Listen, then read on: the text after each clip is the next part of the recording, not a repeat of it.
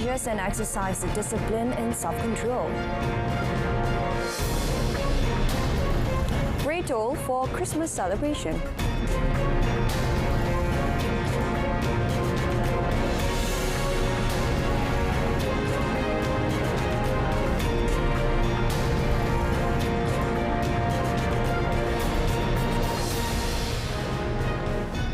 Salam Malaysia Madani, I'm Syuhaida Arifin and you're watching Malaysia Tonight.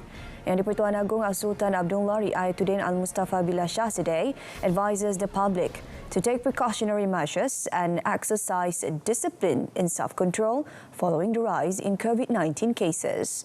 Comptroller of Istana Negara Royal Household, Datuk Zahari Muhammad Arifin said Al-Sultan Abdullah also advised the people, especially vulnerable groups, the elderly and those with comorbidities, to practice wearing face masks in crowded and enclosed public areas. At the same time, the King also urged the people to maintain physical distancing and frequently wash their hands as well as use hand sanitizer. In addition to these self-controls, symptomatic individuals are also advised to avoid the 3C, which is being crowded places, confined spaces and close conversations as a preventive measures and to reduce the risk of virus transmission. His Majesty also expressed concern that if the people are negligent or take careless attitude, COVID-19 cases will continue to be on the rise, especially during school holidays, which will see a lot of movement in public gatherings. Now, on a related note, the public are encouraged to wear a face mask when using public transportation services. Transport Minister Anthony Loke said this is following the surge of COVID-19 cases. Sebarang dasar berkenaan dengan pemakaian face mask ini hanya boleh ditetapkan oleh Kementerian Kesihatan. Setakat ini tidak ada kewajipan, kita hanya menggalakkan. Jadi itu terpulang kepada penumpang, terpulang kepada orang ramai, tetapi memang pemakaian face mask ini digalakkan. He said this after officiating the China-Chongqing-Malaysia New International Land Sea Trade Corridor Regional Cooperation and Exchange Conference in Kuala Lumpur today. The sum collected through the Musaadah Fund by Malaysia Islamic Development Department JAKIM and Yayasan Wakaf Malaysia YWM will be used to develop a hospital in Palestine. According to Minister in the Prime Minister's Department for Religious Affairs, Dr. Muhammad Naim Mukhtar, as of today, the fund has collected a total of 8.8 million ringgit. Kita akan buat agihan dan secara apa yang telah dibincangkan oleh jawatankuasa agihan ni di peringkat JAKIM dan Yayasan Wakaf Malaysia ini, kita lebih melihat kepada pasca. Maknanya ada betul kita cadangan kita ialah untuk membina hospital saya ingat membina hospital di Gaza secara khususnya lah. Lepas tu yang kedua ialah central kitchen. Yang ni central kitchen ni dengan harapan untuk kita mengagih-agihkanlah makanan kepada penduduk di Gaza khususnya. He said this after witnessing the signing ceremony of cooperation between YWM and LC Wakaful Digital Sdn Berhad. The cooperation is part of the effort to diversify Wakaf collection channels through digital Go Barakah platform. Two Chinese tourists who travelled to Kuantan were allegedly beaten by a Grab driver with a tripod when they supposedly had closed the car door too hard. It resulted in two broken fingers on their right hand. The incident occurred at 6:19 p.m. last Saturday in front of the Skytree Hotel in Kuantan. The Grab driver was dissatisfied with the female tourist who had closed the door too hard, resulting in him hitting the tourist with his hand before chasing her with a tripod. And after I closed the car door and go back to the hotel, the driver suddenly tried to use weapon to beat me 3 or 4 times. And the CCTV records 3 times. After she already beat me 1 or 2 times, tried to beat my face and my arms, and I tried to use arms to protect my face, and then. Fortunately, the hotel staff saw something was wrong and hurriedly stepped forward to stop the incident from escalating. Rosa Yuan, a 22-year-old female tourist, is a Chinese student studying in Malaysia. She said that she and her companions did not speak Malay and could only use Chinese and English. However, the Grab driver also did not speak English, making it impossible for the two parties to communicate at all. State Consumer Affairs and Human Resources Committee Chairman Sim Chon Siang said he will try to assist the victim recover from the ordeal. So dari segi medical kita akan follow up, nanti kita tengok berapa kerajaan boleh bantu, kita bantu. Okay, so lagi pihak PDIM kita akan minta dia ambil tindakan selanjutnya. Okay, yang ini selepas ni mungkin yang klaim dia tu mungkin kerajaan akan bayar. Kalau kerajaan tak bayar, saya bayarlah, terpaksa bayarlah. Sebab ni kita tak mahu jadi satu kes pergaduhan antara negeri dengan negara China. Rosa had taken a bus to Kuantan with her friends last Friday for a 2-day and 1-night trip.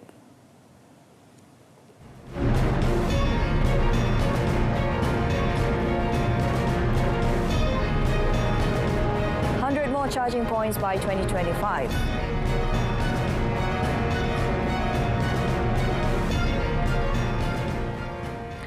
The announcement on whether there will be a total waiver for the Christmas celebration is expected to be known on Friday. Deputy Works Minister Datuk Seri Ahmad Maslan said the announcement will be made by either the Finance Ministry or the Works Ministry.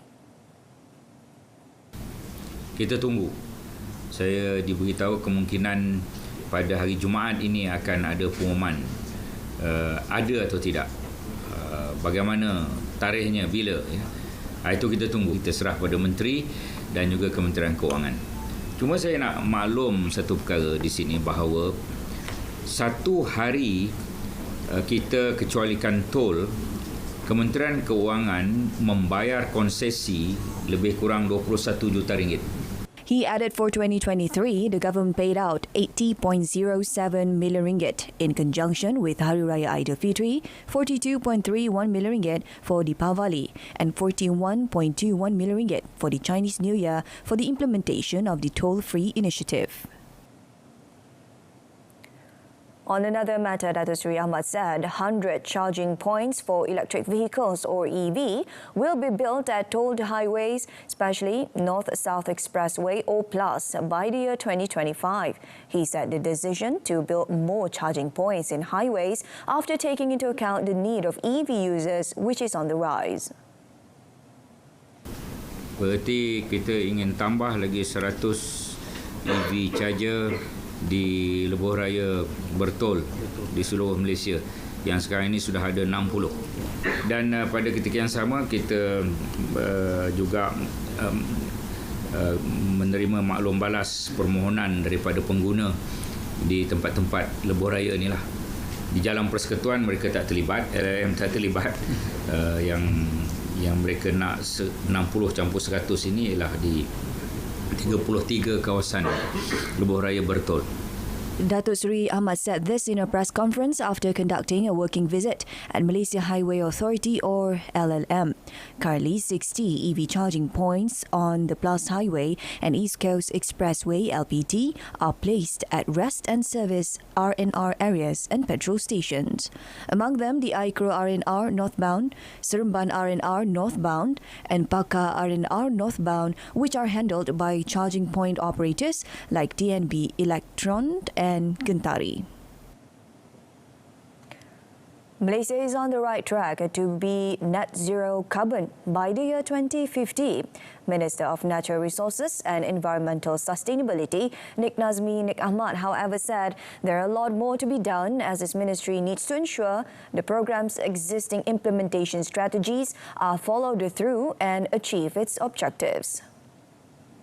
Kita punya sasaran sifar bersih seawal 2050. Untuk kita capai sasaran tersebut masih banyak lagi perlu dilakukan, dan the next kita punya ni ialah LT-LETS yang kita sedang siapkan untuk kita dapat data-data terbaru tentang perjalanan kita menuju ke 2050.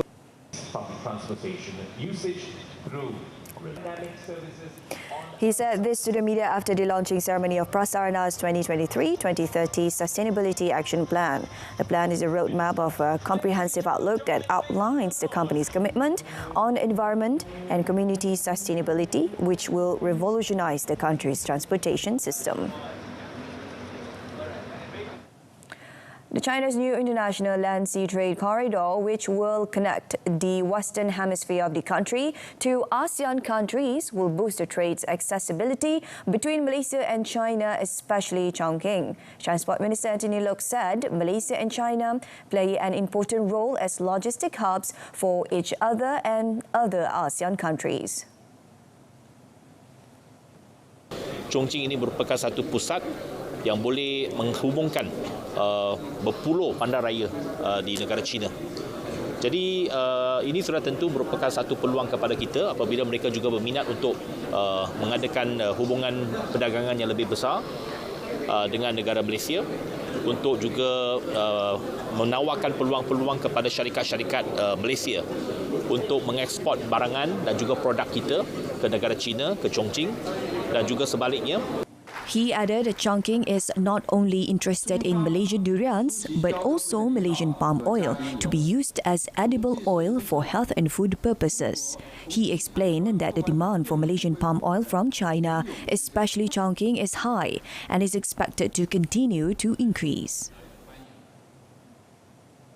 The Ministry of Investment, Trade and Industry, MITI, has secured a total of 29.6 billion ringgit in potential investments and 2.8 billion ringgit in potential exports from 2 investment missions to Japan since June this year.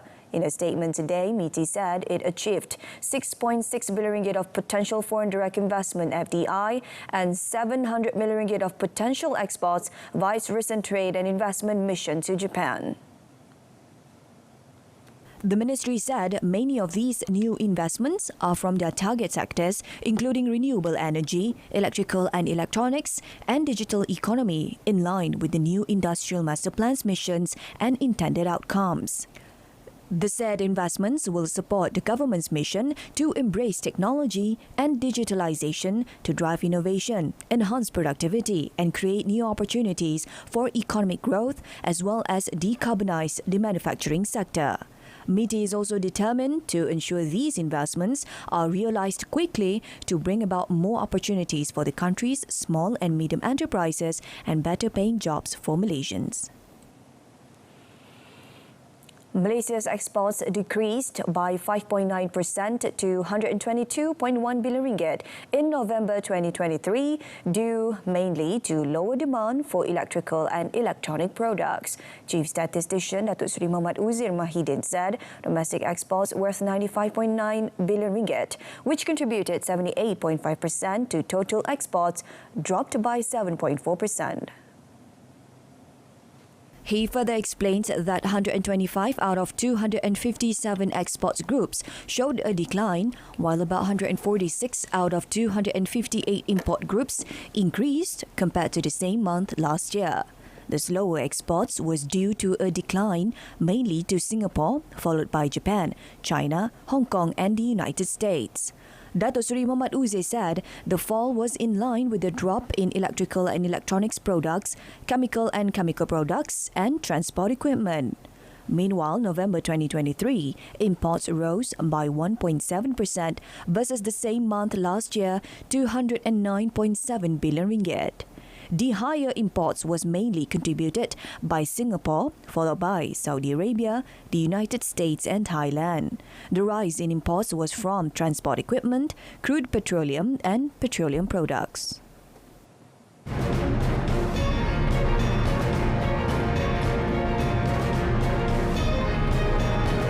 Still ahead, Indonesia's health ministry denies the recurrence of pandemic.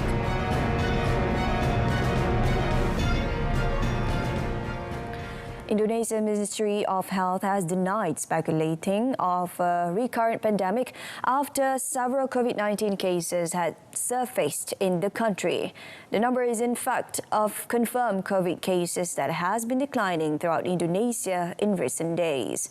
Spokeswoman at the Ministry of Health, Siti Nadia Tarmizi, said a new wave of COVID-19 cases is beginning to emerge.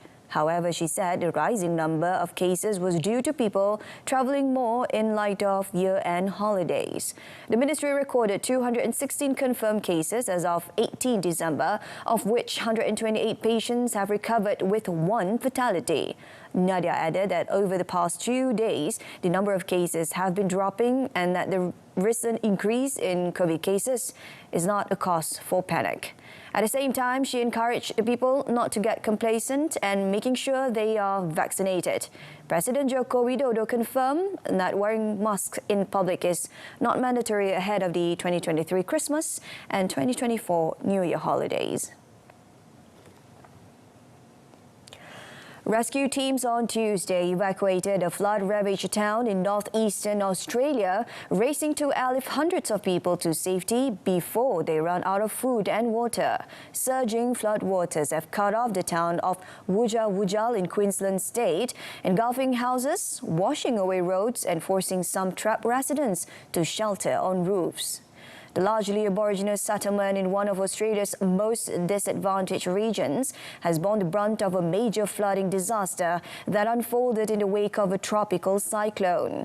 Queensland Police Disaster Coordinator Shane Shalapi said rescue helicopters were preparing to evacuate the town of between 250 and 300 people. Queensland has been battered by damaging winds and driving rain in the wake of tropical cyclone Jasper, which barreled in off the Coral Sea late last week. Flood damage has been reported along an expanse of coastline that stretches about 400 kilometres across the state's tropical northern region. With floodwaters slowly receding following days of pummeling rain, disaster response crews are only now coming to grips with the full extent of the devastation. Now, at least 116 people were killed when an earthquake collapsed buildings in northwest China as rescue workers on Tuesday raced to start digging through rubble in freezing conditions.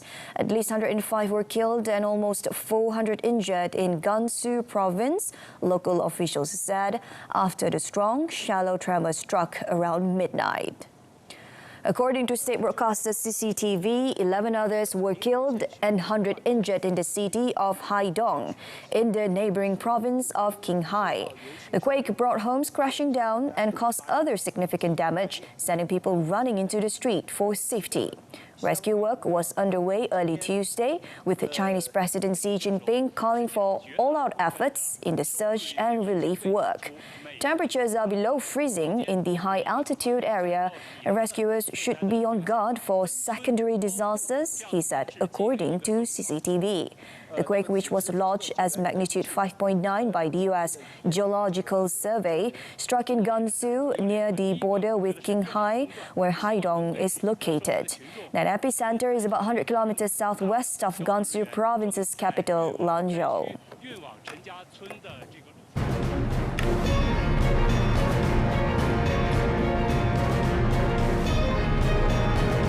All right, coming up in sports, ABM holds to the principle of not spoiling players. Stay with us.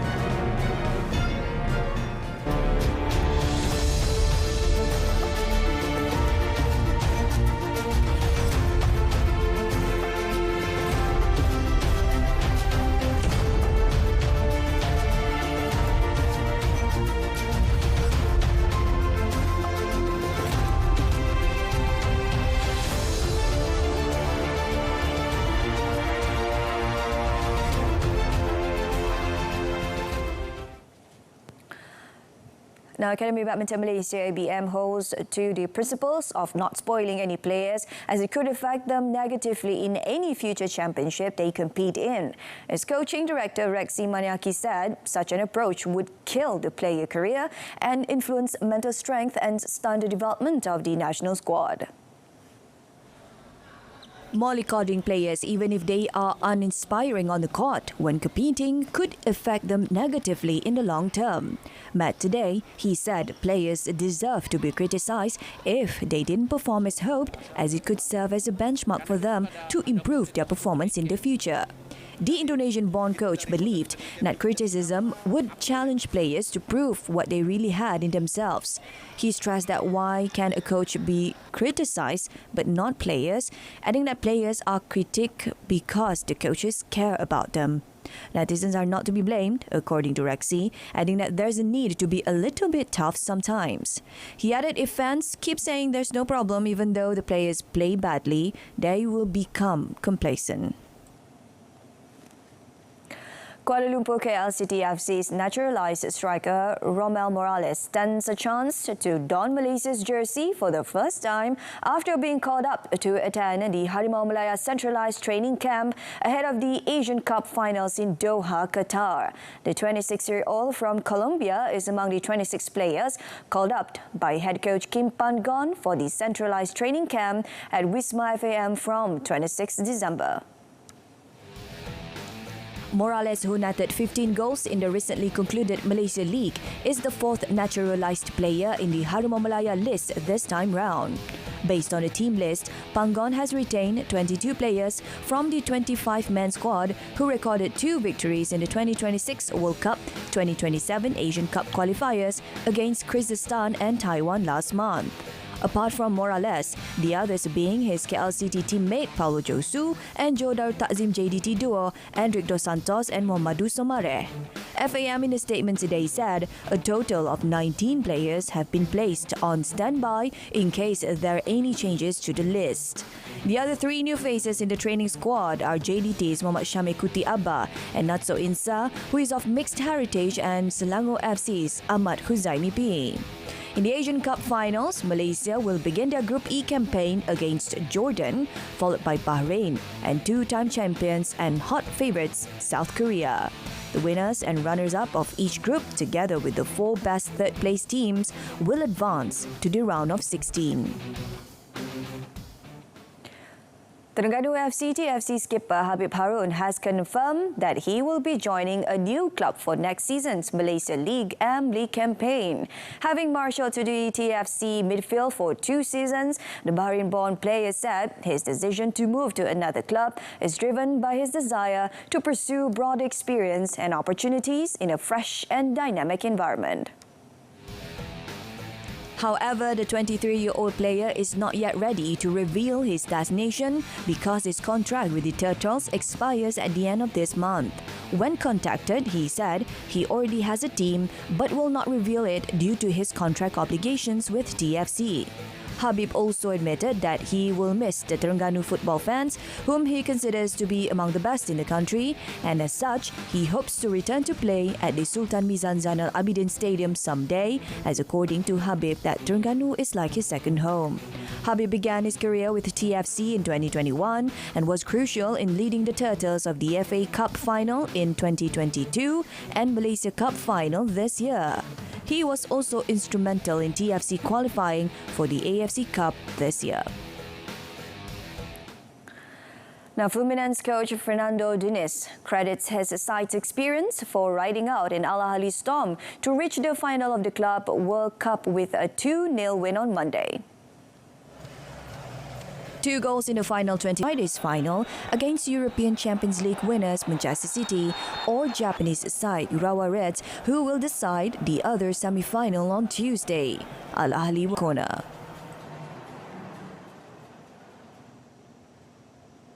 Holders Manchester City will take on FC Copenhagen in the last 16 of the Champions League. Spanish heavyweights Barcelona, meanwhile, will face Napoli as Monday's draw in Nantes throughout few standout encounters.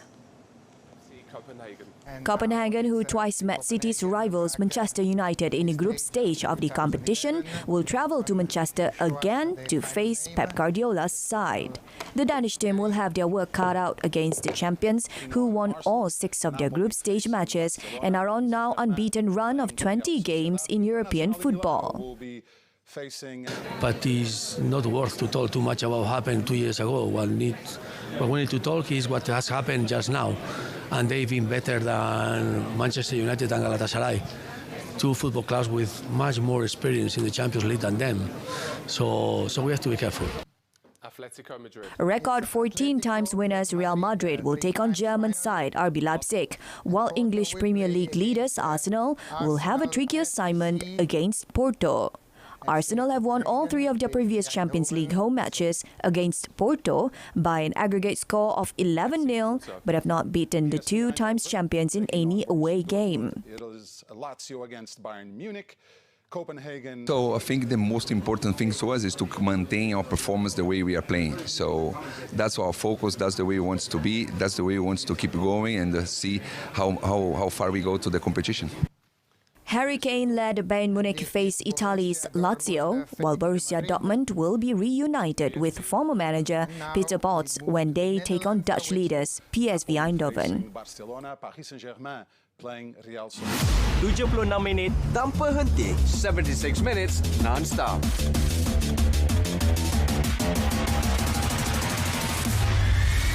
Transparent and concise. Paparan komprehensif, ringkas dan padat.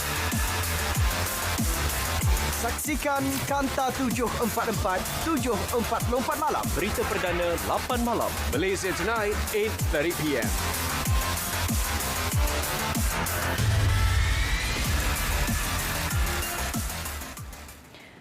Alright, so that's it from us this evening. In our top story, take measures and exercise discipline amidst rising COVID-19 cases.